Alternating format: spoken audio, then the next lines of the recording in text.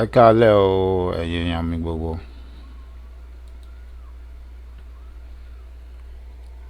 Èmi ọmọ yín, àbúrò yín, Ọlábánjí Ọlágúnjú ni mo tún dé o.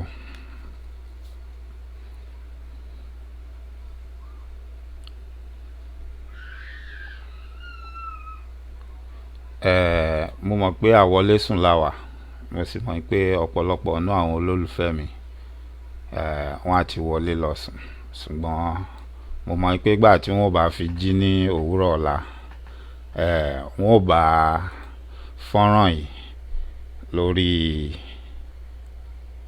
wall mi.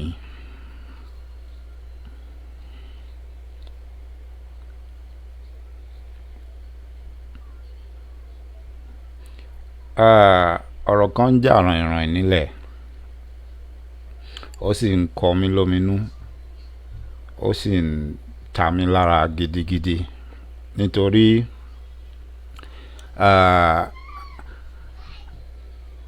àwọn àgbàlagbà bọ̀ wọ́n pòwe wọ́n ní ẹ̀yin àgbà kó tó ṣe bí òwe o, ẹ foríjì mí o. Wọ́n ní ìbẹ̀rẹ̀ ogun la máa ń mọ̀, kò sẹ́ni tó mọ ìparí ogun.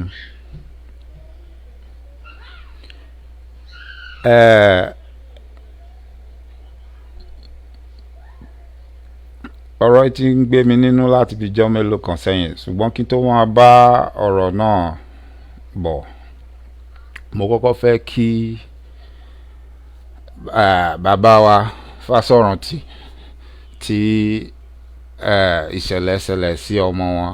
Mo gbà á ládùúrà kí Ọlọ́run kó foríjì òkú ọ̀run, kí Ọlọ́run kó sì tù wọ́n nínú, àní rírú ẹ̀ mọ́, nítorí ìṣẹ̀lẹ̀ tó lágbára tó le gidigidi ni, kò sì sí ẹni tí ó gbàdúrà irú ẹ̀.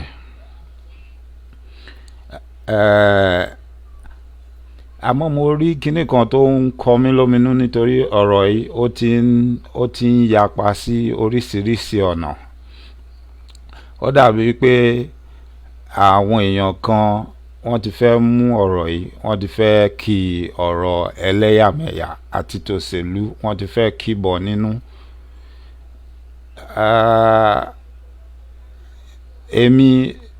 Èmi kì í ṣe ẹgbẹ́ òṣèlú kankan o, mi ò ní ẹgbẹ́ òṣèlú kankan ní Nàìjíríà tí mò ń ṣe.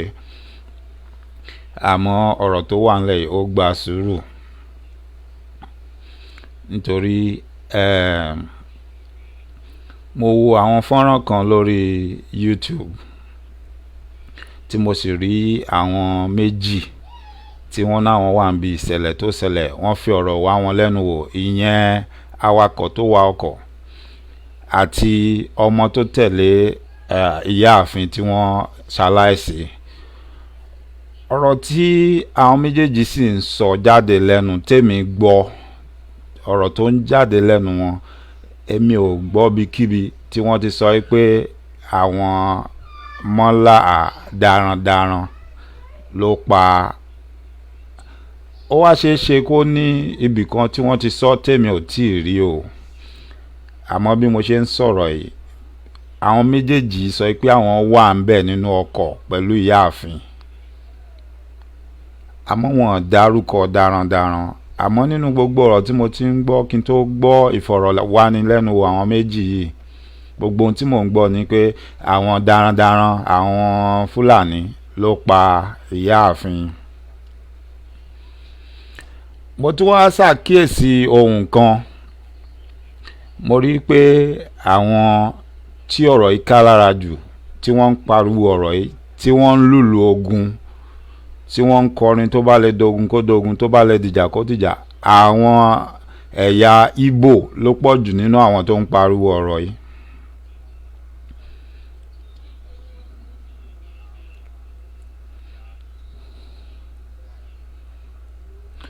Mo fẹ́ kí gbogbo wa, ẹni tó bá léèyàn ní Nàìjíríà, pàápàá jùlọ àwọn tó bá jẹ́ ọ̀dọ́ bíi tiwa báyìí, kẹ́ ẹ pè wọ́n, kẹ́ ẹ bá wọn sọ̀rọ̀, kí ẹnikálukú ṣọ́ra ṣe níbi tí ọ̀rọ̀ ń lọ, níbi tí ọ̀rọ̀ dé dúró yìí. Nítorí mo rántí àwọn bí ọdún bíi mélòó sẹ́yìn nígbà tí a sì tún kéré jù báyìí lọ, a sì tún kéré jù bá a ṣe kéré lọ, tá a wà ń léèwé. Pàápàá jùlọ mo rántí June 12 náà. Bí mo ṣe kéré mọ̀, mo mọ iye ọ̀rẹ́ mi tó bá ọ̀rọ̀ June 12 rìn tí wọ́n sì láyé mọ́ nísìnyí.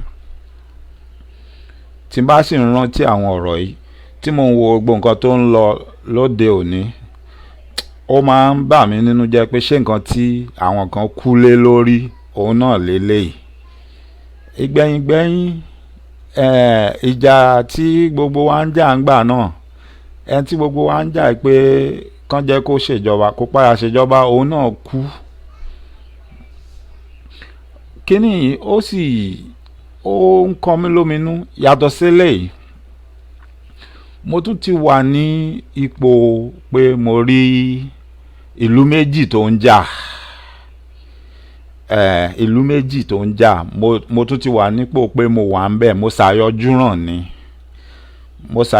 ni kò yẹ kí n jáde. Ibi tí mo wà gan wọn gbà mí láyè kí n jáde, àmọ́ mo jáde, mo tẹ̀lé wọn, èmi náà lọ. Ìgbà tí ọ̀rọ̀ ìbẹ̀rẹ̀, nǹkan kékeré, nǹkan ọ̀ràn lèmi pé.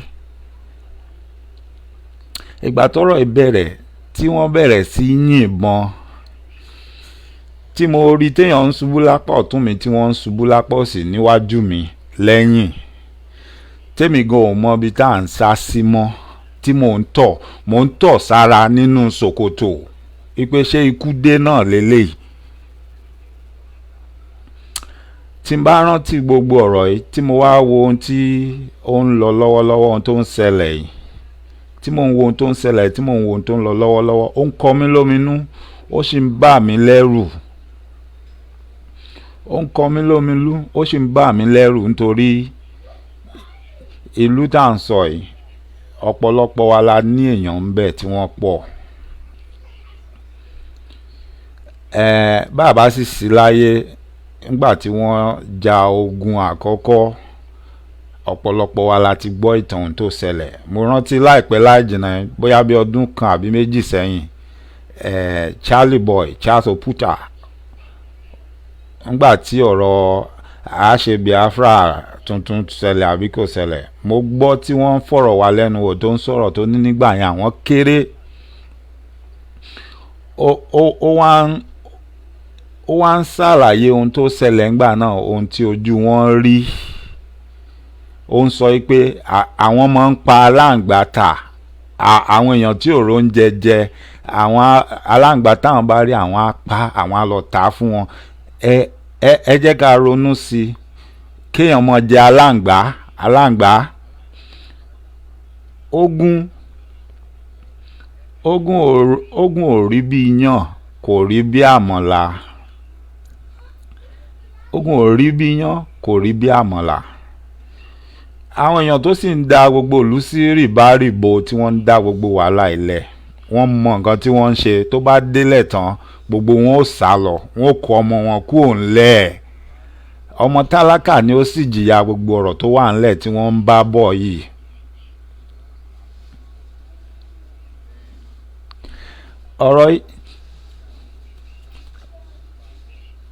ọ̀rọ̀ tí wọ́n ń bá bọ̀ yìí, ọmọ tálákà ni ó jìyà tí wọ́n bá dá wàhálà lẹ̀. Ó ní kì í ṣọjọ́ ọ̀rọ̀, àmọ́ ọ̀rọ̀ yìí ń gbé mi nú láwọlé sùn. Ọ̀rọ̀ yìí ń gbé mi nú láwọlé sùn, èmi ò mọ̀ dí.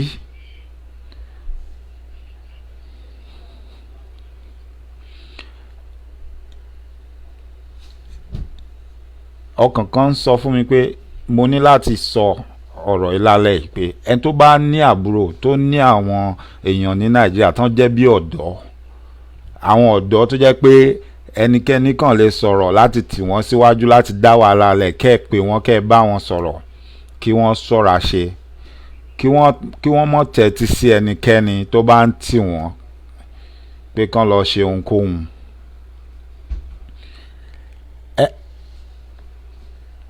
Ẹ jẹ́ ká rántí o, bí ọdún mélòó sẹ́yìn, ṣe mọ̀ pé wọ́n tẹ àtẹ̀jáde kan jáde, wọ́n ní Nàìjíríà ó pín yẹlẹyẹlẹ, pé Nàìjíríà ò ní sí mọ́, yóò dàrú. Ṣùgbọ́n ìgbà tákòókò tán sọ tó ohun tó ń sọ yóò ṣẹlẹ̀.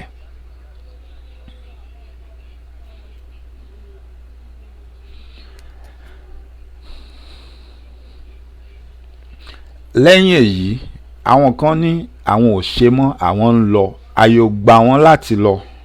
Oríṣiríṣi ló ń ṣẹlẹ̀, wàhálà wà ń lù, ìjà wà, àmọ́ nínú gbogbo ohun tó ń ṣẹlẹ̀ àti ohun tá à ń gbọ́, ẹ ti mọ̀ pé ń gbà míì ọ̀rọ̀ ẹlẹ́yàmẹ̀yà tàbí ẹlẹ́sìnmẹ̀sìn gbogbo ẹ̀ ni wọ́n ń gbé yọjú, ni wọ́n fi ń sọ àwọn ọ̀rọ̀ yìí tí wọ́n fi ń dá àwọn wàhálà ilẹ̀. Ohun tó ń kọ mí lóminú ni pé àwọn èèyàn kan wà tí wọ́n sì ti pinnu pé gbogbo ọ̀nà tó bá gbà làwọn fẹ́ fi mú nǹkan táwọn fẹ́ mú. Ẹ má sì mí gbọ́ o, ẹ má sì mí gbọ́ o, ẹ má sì mí gbọ́ o. Mi ò dárúkọ ẹnikẹ́ni o, àmọ́ ẹni tó bá farabalẹ̀ tó bá wo gbogbo ọ̀rọ̀ yìí dáadáa, àwọn níta bá dẹjú àárímú o. Ẹni tó bá farabalẹ̀ tó bá wo ọ̀rọ̀ yìí dáadáa, tẹ́ wò ó dáadáa láti bẹ̀rẹ̀, tẹ́ fòye wò, ẹ rí i pé ọ̀rọ̀ yìí ti ń ní ọwọ́ nǹkan míì nínú. Ọ̀rọ̀ yìí ti ń ní ọwọ́ nǹkan míì nínú.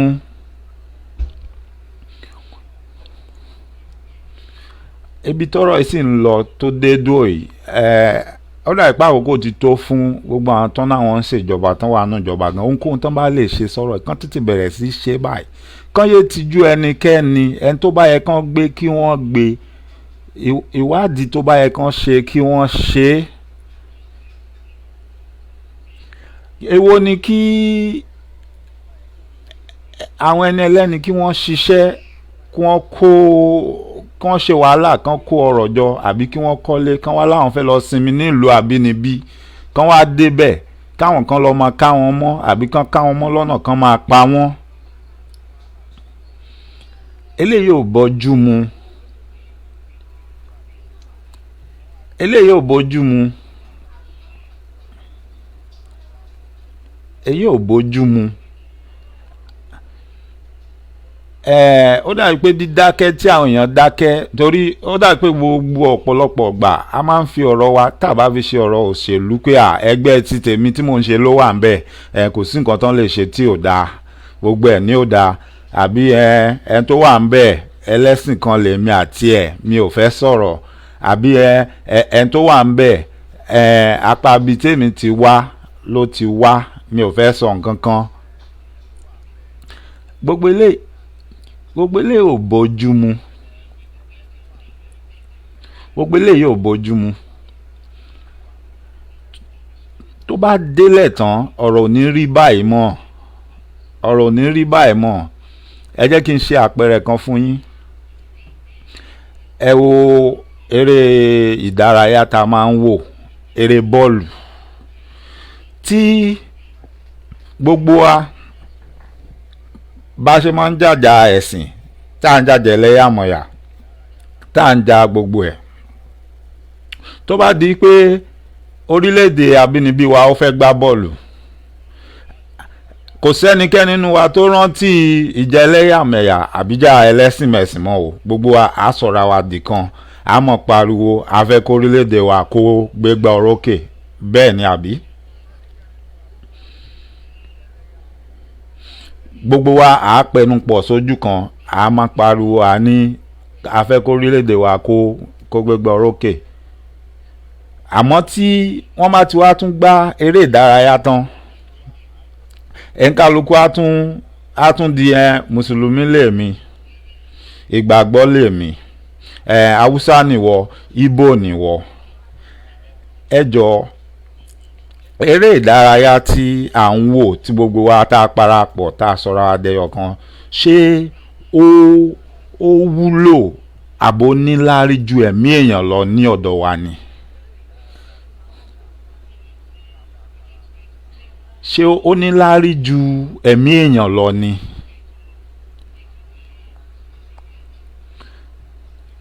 ṣé ó níláárí àbò wúlò ju ẹ̀mí èèyàn lọ ni? Ẹ̀mí èèyàn lèmi rò pé ó yẹ kó ṣe pàtàkì jù ni.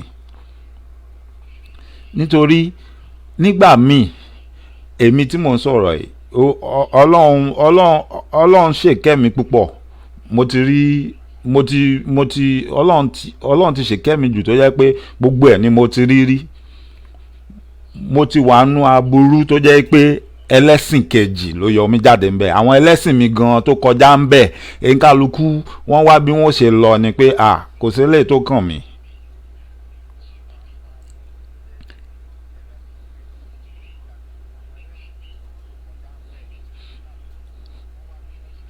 ẹ̀ńkálukú wá bí wọ́n ṣe yọra wọn kúrò ń bẹ̀ ni. Kò sẹ́ni tó rántí pé Banji onígbàgbọ́ bíi tèmi ló pera ẹ̀ àbí àjọmọ́ra àjọ ń lọ ilé ìjọsìn kan. ẹ̀ńkálukú wá bí bóun náà ṣe mórí délé ni.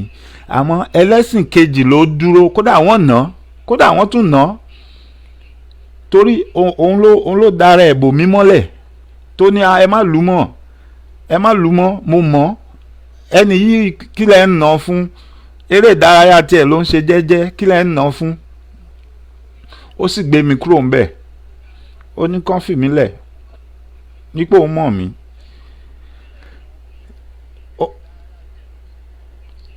Ọ̀pọ̀lọpọ̀ gbà tírú àwọn wàhálà kéékèèké báyìí bá ṣẹlẹ̀, àwọn ohun tí tèmi máa ń rò ní tèmi máa ń rántí pé èèyàn ní gbogbo wa, ibi òjù bí orí òjùra wọn lọ.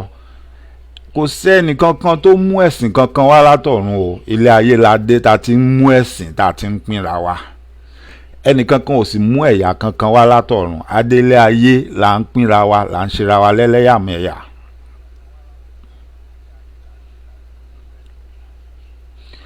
Ilé ayé náà la dé ta ti ń sọ pé àwọ̀ tó wà lára mi yàtọ̀ sí ti lágbájá. Ẹ jẹ́ ká tún tibì kan wò. Gbogbo ẹ̀yin tẹ́ wà ní òkè òkun tẹ́ ń gbé ìlú àwọn aláwọ̀ funfun, gbogbo wa náà là ń pariwo, la sì ń gbọ́ tí àwọn èèyàn aláwọ̀ dúdú tán wà láwọn ìlú yìí tí wọ́n ń pariwo, tí wọ́n ní àwọn aláwọ̀ funfun wọ́n yan àwọn jẹ torí pé àwọ̀ àwọn ò papọ̀ ni. Kì í ṣe rọ́, òótọ́ ni. Kì í ṣe rọ́, òótọ́ ni. Ọ̀pọ̀lọpọ̀ òótọ́ ló wà nínú ọ̀rọ̀ yìí. Àmọ́ tẹ́ bá tún wá wò nínú àwọn aláwọ̀ funfun yìí, ẹ tún ráwọn tó dá ń bẹ̀ tó jẹ́ pé ìwà wọn dá, kódà wọ́n lè bọ́ aṣọ lọ́rùn báyìí kan fún ẹnikẹ́ni tó bá nílò ẹ̀.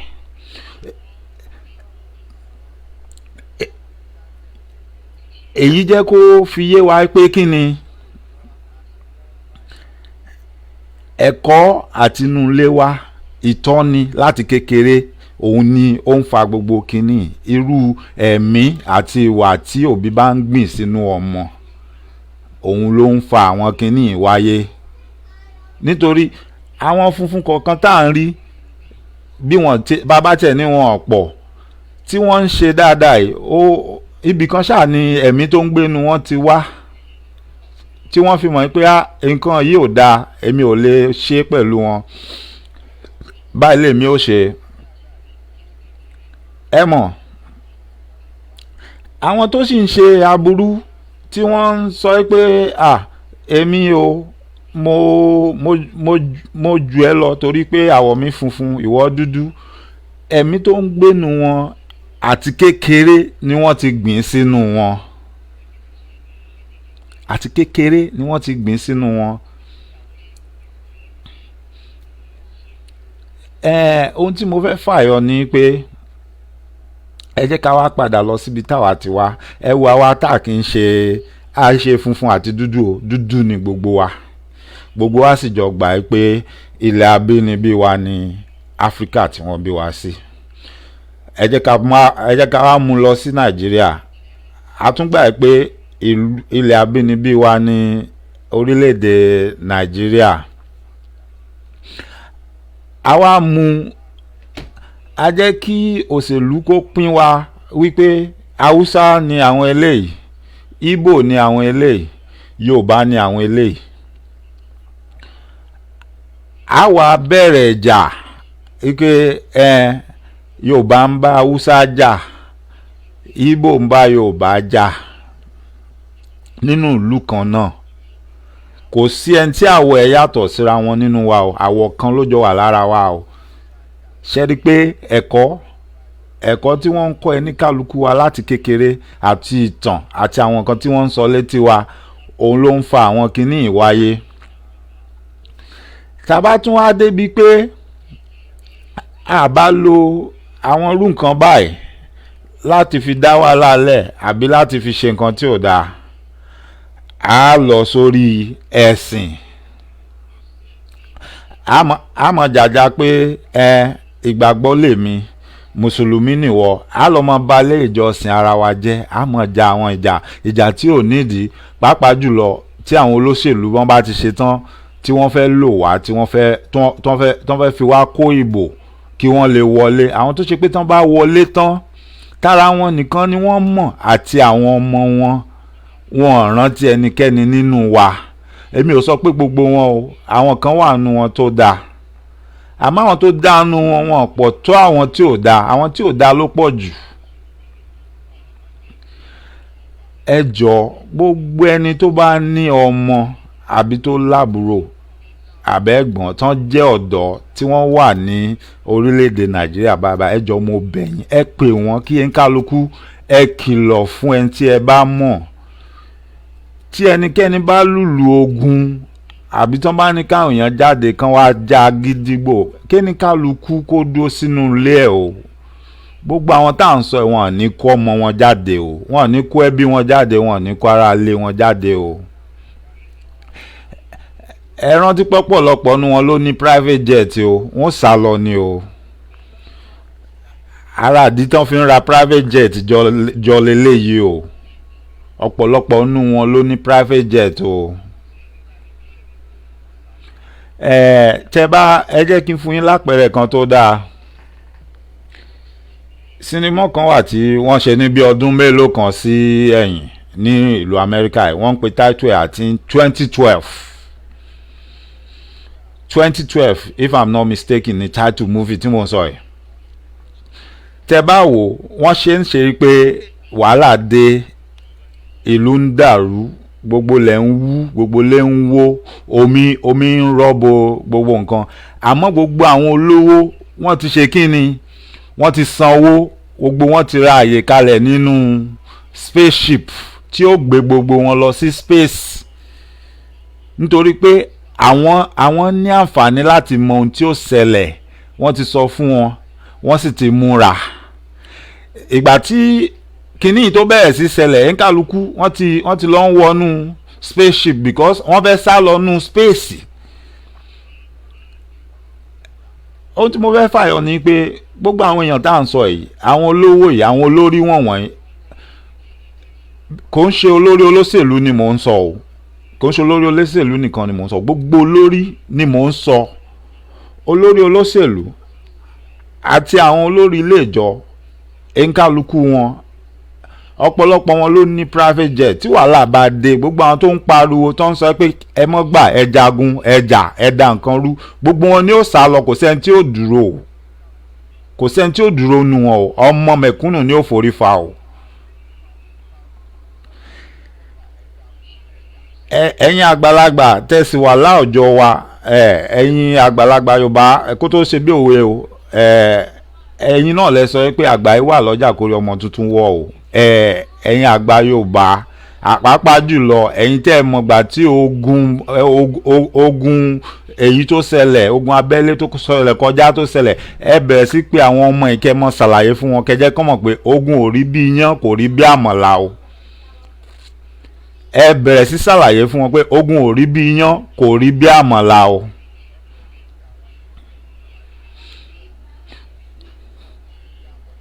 Gbogbo ẹni tó ń lùlù ogun tó ní tó bá lè dogun kó dogun. Níje ló wọ́n ń sọ̀rọ̀, wọ́n pe Ààrẹ Ọ̀nà Kakanfò, wọ́n ń sọ pé Ààrẹ Ọ̀nà Kakanfò gan mọ̀ nǹkan tó ń ṣe o. Ààrẹ Ọ̀nà Kakanfò gan mọ̀ nǹkan tó ń ṣe o, kì í ṣe pé ó gọ̀ o. Àmọ́ tẹ́ bá farabalẹ̀, tẹ́ bá jókòó, tẹ́ bá wo ọ̀rọ̀ yìí dáadáa, tẹ́ bá gbé ọ̀rọ̀ yìí wò, ẹ jẹ́ kí n tún pe àkíyèsí wa sí kinní kan. ẹ wo sinimá kan wà ilẹ̀ áfíríkà ló ti ṣẹlẹ̀, kò ń ṣe ilẹ̀ òkèèrè, kò ń ṣe ibi tó jìnnà sí wa rárá, ibi tó súnmọ́ wa ni. Kò sí ẹni tí olóhùn ò gbọ́ orúkọ Rwanda nínú wa.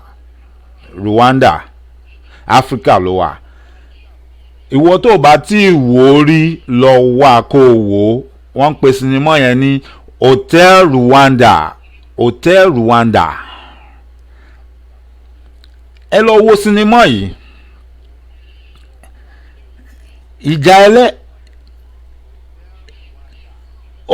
ẹlẹ́yàmẹ̀yà ló ṣẹlẹ̀ bẹ́ẹ̀ o, kì í ṣe sinimá àròsọ ni wọ́n ṣe o. Ohun tó ṣẹlẹ̀ gangan ní Rwanda ni wọ́n ṣe o. Wọ́n wá lè fi kún, wọ́n lè yọ kú ń bẹ́ẹ̀ o, àmọ́ ohun tó ṣẹlẹ̀ ni wọ́n ṣe o. Ọjọ́ tí mo kọ́kọ́ wo sinimá tá à ń sọ yìí, mo sun ẹkún, omi ń jáde lójú mi nítorí mo wò ó pé kí ló dé. Mo wò ó pé kí ló dé tí èèyàn tí ó mọ̀ fìyà jẹ èèyàn bíi tiẹ̀ báyìí. Ẹni tí a jọ ń gbélé nígbà náà ó jẹ́ ọmọ Puerto Rico. Kò mọ nǹkan tó ṣe mí tí omi fi ń jáde lójú mi tí mo fi ń sunkún, wá ń bi mí pé kí ló dé, pé ṣe bí fíìmù lásán ni. Mo wá sọ fún mo ní lọ́dọ̀ tiẹ̀ ìwọ rò pé fíìmù lásán ni, àmọ́ ohun tí òun wò yìí, ohun tó ṣẹlẹ̀ sáwọn èèyàn kan gangan nílùú tí wọ́n ń sọ gangan ni.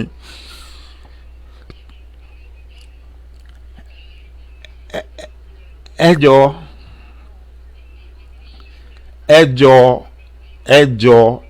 jọ̀ọ́ kí ẹ ń kálukú ẹ bá mọ àwọn ọ̀dọ́ tí wọ́n sì wà ní Nàìjíríà, ẹ kálukú ẹ pè wọ́n, ẹ sọ fún wọn kí wọ́n má tẹ́tí sí ẹnikẹ́ni tó bá ń lùlù ogun o. Àwọn kan ti fẹ́ jagun tẹ́lẹ̀ tán náwọn fẹ́ lọ tí ò ṣeé ṣe fún wọn. Ó ṣeé ṣe eléyìí lè jẹ́ ọ̀nà fún wọn pé ó yá ẹ jẹ́ ká ti àwọn eléyìí kan bẹ̀rẹ̀ ogun, káwa náà bẹ̀rẹ̀ tiwa lọ́dọ̀ tiwa. Ẹ jẹ́ ká gba oríṣiríṣi ọ̀nà ká gbà wo ọ̀rọ̀ yìí o. Ẹ má jẹ́ àgbèsù láàyè lórílẹ̀‐èdè wa o.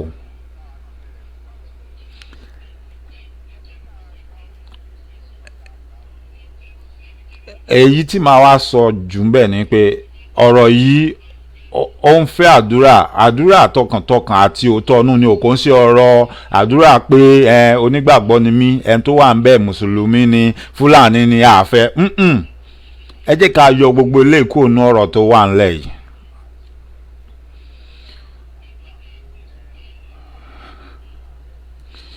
Ẹ jẹ́ ká yọ ẹ̀tanú, ọ̀tẹ̀ àti òṣèlú kúrò nínú ọ̀rọ̀ tó wà ńlẹ̀. Ẹ jẹ́ ká fòótọ́ ọnú ṣe é, nítorí pé ẹ rántí wípé tó bá délẹ̀ tán kò sí ẹni tí ó rántí wípé onígbàgbọ́ leléyìí, mùsùlùmí leléyìí. Tí Haúsá àbí Fúlàní àti Yorùbá bá ń jà, Fúlàní ò ní béèrè lọ́wọ́ Yorùbá kankan pé ṣé mùsùlùmí ni ọ́ o àbò onígbàgbọ́ ni ọ́ o. Ìjà nìjà ń jẹ́ o, ogun lógun jẹ́ o. Ìgbò náà sì ní bí ẹnikẹ́ni o. Ìgbò náà sì ní béèrè. Ẹ jẹ́ ká pe àjọ tó nírònú o. Ẹ jẹ́ kí ẹni kálukú kẹ́ ẹ pe ẹni tí ẹ bá mọ̀, kí ẹni kálukú bẹ̀rẹ̀ sí pariwo báyìí. Ẹni tó wà ń bẹ̀ ó mọ̀ ṣe kò mọ̀ ṣe, ó ti wà ń bẹ̀ náà. Ìgbà mélòó lọ́dún mẹ́rin á fi pé. Àwọn kan ṣe tán jẹ́ ẹ̀yà wa, oríṣiríṣi nǹkan náà ló ṣẹlẹ̀ ńgbà tán wà ń bẹ̀ o. Ogun ò ṣẹlẹ̀, wàhálà ò ṣẹlẹ̀ o. Àbí ìgbà tán pa Bọ́lá Ìgè, Nàìjíríà náà ni gbogbo yín wà o. Gbogbo wa la sì gbọ́ nǹkan tó ṣẹlẹ̀. Ilé Bọ́lá Ìgè ó ṣàlọ́lọ́pàá tó ń sọ nǹkan tá a sì gbọ́ pé ó ṣẹlẹ̀. Dònídọ̀la kò sẹ́ni tí ó padà sọ̀rọ̀ ń pa ẹ̀ mọ́, kò sẹ́ni tó padà wádìí mọ́.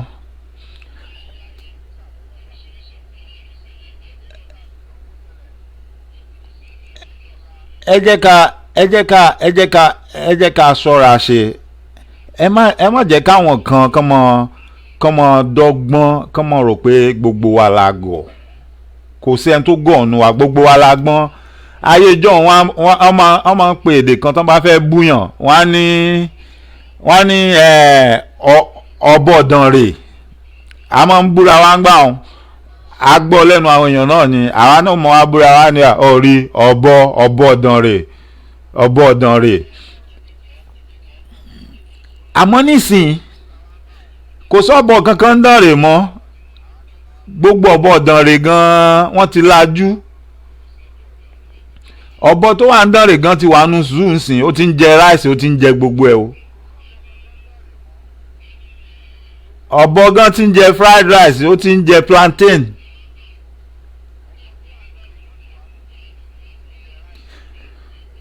So kò sí ẹnikẹ́ni tó gọ̀, gbogbo wa la gbọ́n. Gbogbo wa sì ní kò sí orí ẹnikẹ́ni nínú wa tán gbérun mú tán ní kò lè jẹ olórí àbí kò lè jà ṣáájú ìlú. Òpin ti dé bá pé kí àwọn kan mọ wá ṣe ẹrú ẹnìkan, káwọn kan mọ wá fi àwọn kan dà lúrú. Àmọ́ dìgbà tí gbogbo wa tá bá fẹnu wa kọ mi ò jẹ o, gbogbo wa ní láti fẹnu wa kọ mi ò jẹ. A sì ní láti parapọ̀ sójú kan láti fẹnu wa sọ nǹkan kan náà. Gbogbo nǹkan tó ṣẹlẹ̀ tó wà ńlẹ̀ yìí tí wọ́n ń pariwo tí wọ́n ń ṣe yìí, ẹ jẹ́ ká pẹnu pọ̀ kí wọ́n ṣèwádìí ọ̀rọ̀ yìí lọ́nà tó tọ́ àti ọ̀nà tó yẹ. Kán wá àwọn tí ó wà ń di ọ̀rọ̀ yìí kán mú wọn jáde. Tó bá jẹ́ àwọn Fúlàní kan náà ni kán mú wọn jáde. Tó bá jẹ́ Ìgbò náà ni kán mú wọn jáde. Tó bá sì jẹ́yàn dúdú bíi ti àwọn Yorùbá bíi tiwa náà ni kán kó wọn jáde. Ẹ má jẹ́ ká mọ ṣe àtàmọ̀ ká mọ wá fẹnu dá ogun lẹ̀.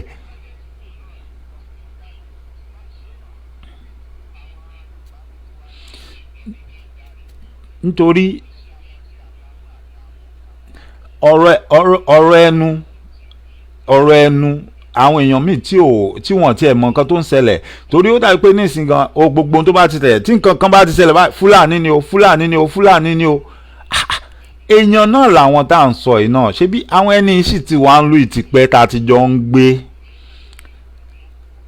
Èmi tí mò ń sọ̀rọ̀ Yorùbá ni mí o, ògidì ọmọ Yorùbá ni mí.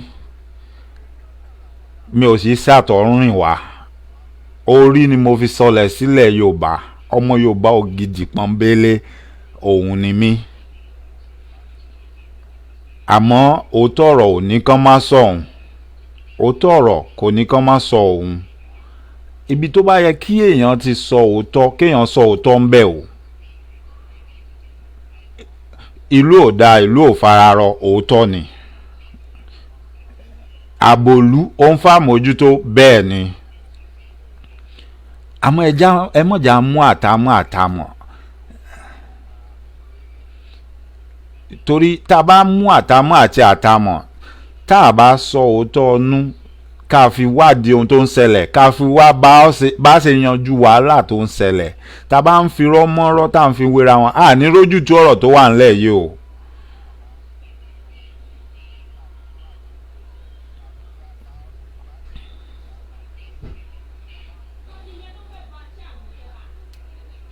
ẹ jẹ́ kí gbogbo wa pàápàá jùlọ àwa Yorùbá ẹ jẹ́ ká pe àjọ tó nírònú, ẹ jẹ́ ká ṣọ́ra ṣe. Ẹ má jẹ́ kẹ́nikẹ́ni tì wá kán fi wá rúná, ẹ má jẹ́ wọ́n fi wá dáná ogun láti da orílẹ̀-èdè Nàìjíríà rú. Àwọn tó ń lùlù ogun tó ń pariwo ogun tó ń pèràn Yorùbá lọ́mọ àlè tó ń pèràn Yorùbá lọ́lẹ̀, ẹ lọ wò wọ́n. Gbogbo àwọn tó ń sọ̀rọ̀ àtàwọn tó ń kọ nǹkan Ìgbò ni wọ́n o.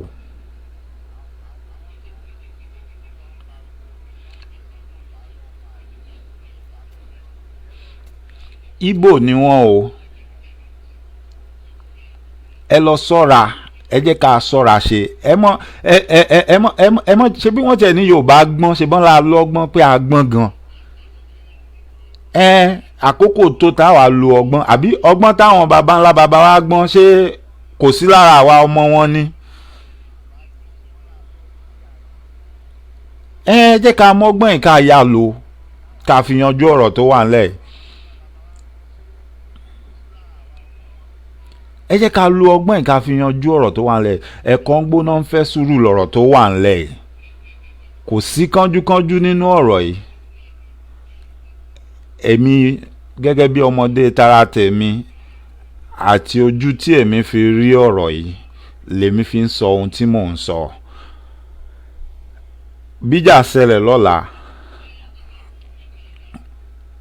yóò kàn mí nítorí mo láwọn èèyàn tó ń gbé orílẹ̀-èdè Nàìjíríà, àmọ́ mò ń gbàdúrà lágbára Ọlọ́run nǹkan kan ò ní ṣe wọ́n, nǹkan kan ò ní ṣe gbogbo ẹni tẹ́ ń wo mi tẹ́ ń gbọ́ mi náà, nǹkan kan ò ní ṣe àwọn èèyàn yín. Ọlọ́run ọba á dáàbò bò wọ́n. àmọ́ ká tó mọ bẹ Ọlọ́run pé kó dáàbò bò wá, ẹ jẹ́ káwa náà ká sapá tiwa. ẹ jẹ́ ká sapá tiwa láyè tiwa náà. ẹ jẹ́ káwa náà ká sapá tiwa, ẹ jẹ́ ká ṣe eléyìí tó yẹ ká ṣe. And by the way, ọ̀gbẹ́ni DSA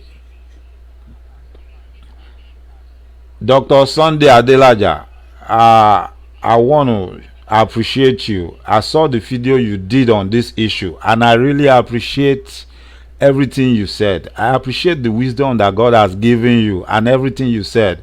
You've hit the nail on the head and you've treated the issue the way it is. I wish and I hope more people will come out to talk about this and help to resolve this issue before it gets out of hand.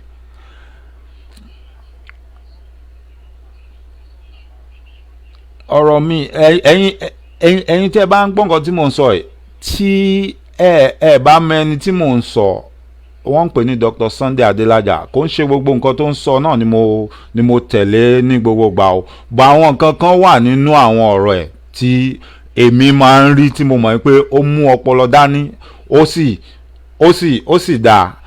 ẹ lọ sórí YouTube, ẹ wá, ẹ bá type DSA lórí YouTube, ẹ rí. ẹ lọ wo eléyìí tó ṣe lórí ọ̀rọ̀ tí à ń sọ yìí, ọ̀rọ̀ ìyáàfin tí wọ́n pa àti ìkìlọ̀ tó ń ṣe fún gbogbo èèyàn yìí pé ẹ jẹ́ ká fara balẹ̀, àti ọ̀rọ̀ yanjú tó sọ fún àwọn olórí wa. Pàápàá jùlọ mo sì fẹ́ bẹ̀ wá, ẹ jọ̀ọ́ gbogbo ẹ̀yin tí ẹ jẹ́ olólùfẹ́ mi, YouTube page mi tí mo sọ fún yín pé ó máa start, mo ti create ẹ̀, ó sì ti bẹ̀rẹ̀. Lágbára Ọlọ́run pẹ̀lú ògo Ọlọ́run, ìjọ sátidé tó ń bọ̀ yìí màá bẹ̀rẹ̀ sí kó àwọn àwòrán àti àwọn ọ̀rọ̀ lóríṣiríṣi síbẹ̀. àwọn kọ̀ọ̀kan ti wà ń bẹ̀ already. ìwọ tó bá ń wò mí lórí screen báyìí, ẹ máa rí orúkọ YouTube page mi ń bẹ̀.